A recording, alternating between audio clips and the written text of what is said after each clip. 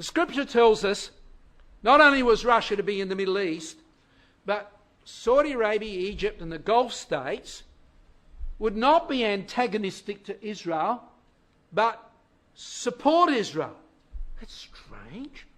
Support Israel. Well, look what it says. We've got Ezekiel 38 in front of us. Verse 13. Sheba, Dedan. Now, they are the more moderate Arab nations, unlike the Sunni Iraqi nations. Sheba, Dedan. They are those that inhabit the Saudi Arabian Peninsula. And the merchants of Tarshish. Well, we haven't time to look at it in any detail, but Scripture indicates to us that is Britain. And the young lions thereof, the Commonwealth nations. And they shall say unto thee, art thou come to take a spoil? So there will be a mild opposition to that presence of Russia in the Middle East. Well, there it is on the map. Here's the quote we looked at a few minutes ago. Sheba, Dedan, that area there. And the scripture tells us that it will be allied with Israel and with the Western nations. All of it is except for one small area now, Yemen down here. And I believe that will change somewhat in the near future. Well, let's look at what happened. Last year, exactly 70 years from the voting into the State of Israel, Trump, on his first foreign visit, went across to see the Saudi Arabians.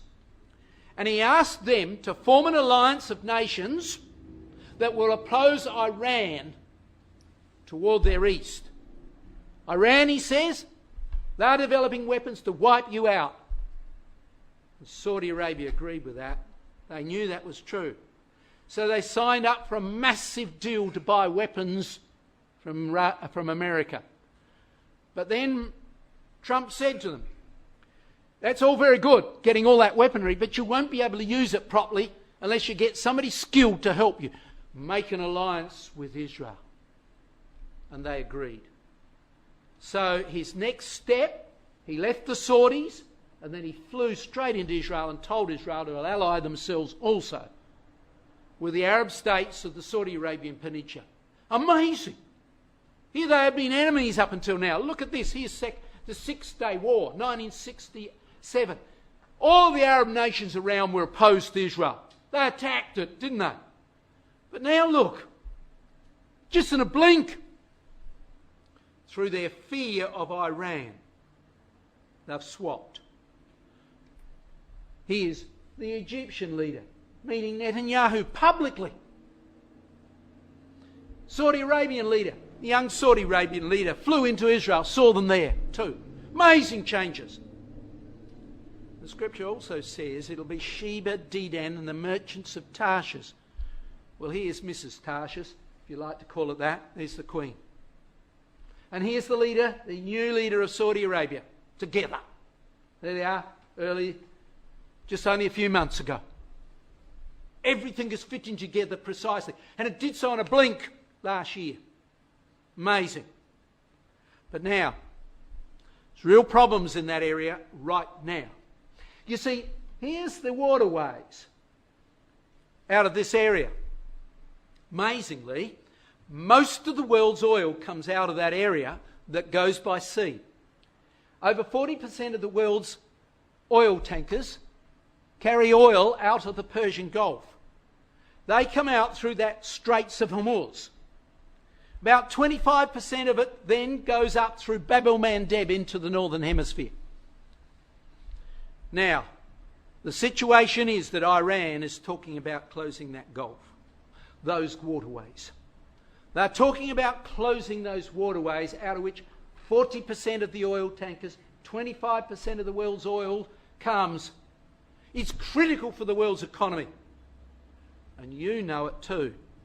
You only have to look on the way home at the price of fuel. Only a month or two ago, the Minister of Energy wrote in Australia, he said, we're in a crisis. We've got 21 days of petrol.